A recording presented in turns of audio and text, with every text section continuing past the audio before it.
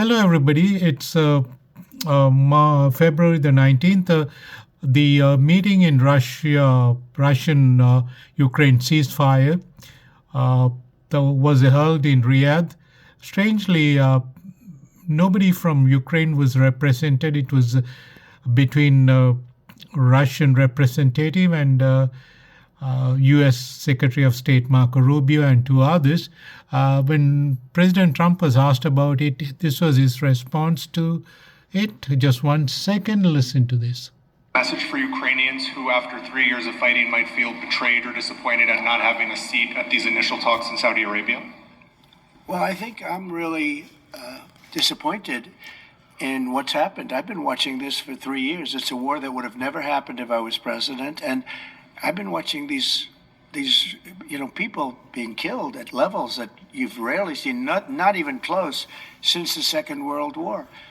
And I'm very disappointed. I hear that, they're upset about not having a seat. Well, they've had a seat for 3 years and a long time before that. This could have been settled very easily. Just a half-baked negotiator could have settled this years ago without the loss of much land, very little land, without the loss of any lives, and without the loss of cities that are just laying on their sides. You have those magnificent golden domes that are shattered, will never be replaced. You can't replace them. The whole civilization has changed because of what. So when they're worried about not being seated, you mean somebody that should have gone in and made a deal a long time ago? You could have made a deal. This is one that could have made a deal. There was no talk of this during the Trump administration. Putin would have never, ever done it. And I think I have the power to end this war. And I think it's going very well. But today I heard, we weren't invited. Well, you've been there for 3 years. You should have ended it 3 years. You should have never started it. You could have made a deal.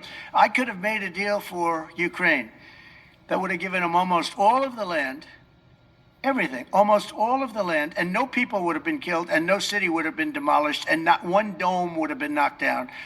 But they chose not to do it that way. And President Biden, in all fairness, he doesn't have a clue.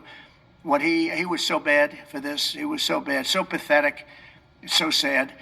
How would you counter the perception, because Russia's pushing for this, obviously, they don't really hold true elections, that would be a capitulation of some sort? How would you guard against potentially Russia installing a puppet government? And then finally, how would that... Look, you have leadership, and I like him personally. He's fine. But I don't care about personally. I care about getting the job done. You have leadership now that's allowed a